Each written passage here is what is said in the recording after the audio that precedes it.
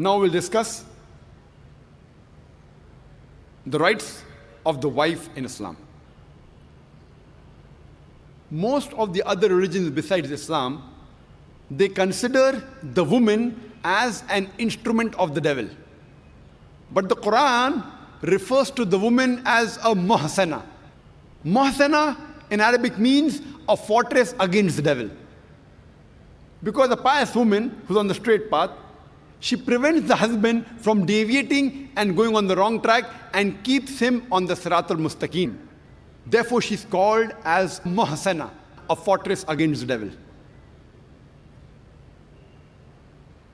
The Quran in Surah Nisa, chapter number 4, verse number 21, refers to marriage, to nikah, as a sacred covenant. It's a sacred covenant, a sacred contract between the husband and wife. The Quran says in Surah Rum, chapter number 30, verse number 21, that we have created for you mates from amongst yourselves, so that you may live with them in tranquility. And He has put love and mercy between your hearts. The beloved Prophet Muhammad Sallallahu Alaihi Wasallam, he said, it's mentioned in Sahih Bukhari, volume number 7, in the book of Nikah, chapter number 3, hadith number 5066. The beloved Prophet said, "O young people, whoever has the means to get married should get married." The beloved Prophet also said, there is no monasticism in Islam. And the Prophet said, anyone who marries, he completes half his deen. Once during question and answer time, there was a person who asked me, that does it mean that if I marry twice, will I complete my full deen? What did the Prophet mean when he said that marriage completes half your deen? Marriage prevents you from promiscuity, from fornication, from homosexuality. Only if you marry do you have an opportunity to be a husband or a wife. Only if you marry do you have an opportunity to be a father or mother, which are very important duties in Islam. So irrespective whether you marry once or twice, you only complete half your deen. In Islam, for a marriage to solemnize, taking the permission of both would be husband and wife, the man and the woman, is equally important. The Quran says in Surah Nisa, chapter number 4, verse number 19, do not inherit the woman against their wishes. There's a hadith which is mentioned in Sahih Bukhari, volume number 7, book of Nikah, chapter number 43, hadith number 5138. A lady by the name of Khansa bint Khadim al-Ansariya, she approached the Prophet and said that my father has married me to a person against my wishes. The Prophet, he nullified the marriage. There's another Sahih hadith which is mentioned in Ahmad ibn Hanbal, hadith number 2469, where a lady approaches the Prophet and says that my parents have forced me to marry a man against my wishes. And the Prophet said she has the option of either continuing the marriage or nullifying the marriage. There's a similar hadith mentioned in Ibn Majah, hadith number 1875. It's the same hadith. A woman approaches the Prophet and tells her that my parents have forced me to marry against my wishes. And the Prophet says, you can either continue the marriage or you can nullify the marriage.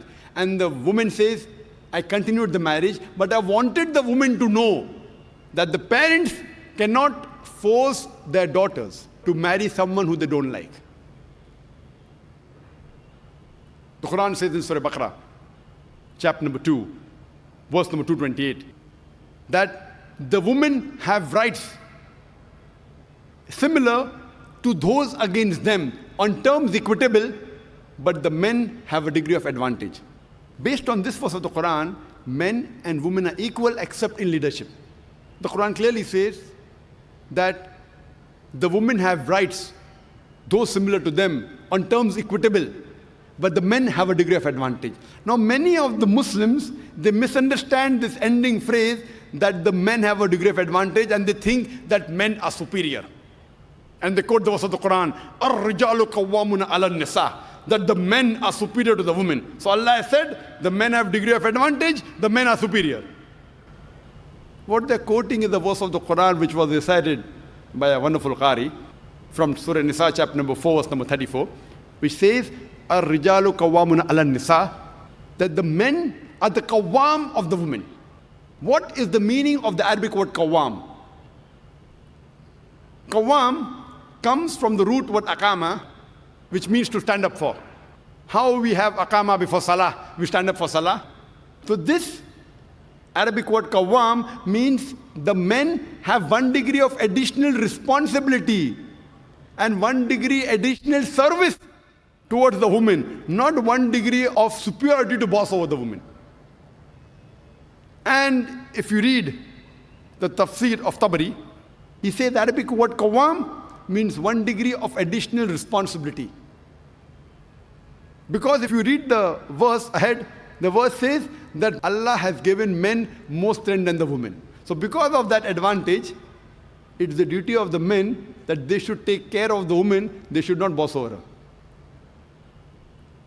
Furthermore, Quran says in Surah Nisa, chapter number 4, verse number 19, that treat your wives with equity and kindness even if you dislike her. Means even if you don't like your wife, yet treat her with love and compassion.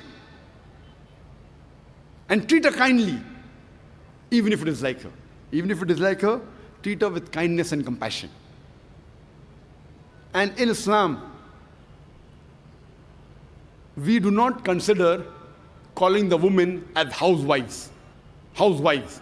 You know, housewife, if you analyze, means she's married to the house. In Islam, we don't consider our women, they're married to the house, to be called housewives. You know, in English we have, what is their profession? Housewife. We in Islam prefer calling the women as homemakers because they make the home, they build the home. So inshallah, I believe that the ladies from now onwards, when they have to fill any form, instead of writing the profession, if they are not right housewife, that's the English terminology. They are marrying you to your house. Prefer mentioning homemaker, because the woman builds the home, they make the home. And in Islam, a woman is not married to a master to be treated like a slave. She is married to an equal, and the role is that of partnership. And Quran gives a very good phrase in Surah Baqarah, chapter number 2, verse number 187, where Almighty God says, Hunna libasul lakum wa antum libasul lahunna. That they are your garments and you are the garments. That means your wives are your garments and you are the garments of your wives. What is the role of garment?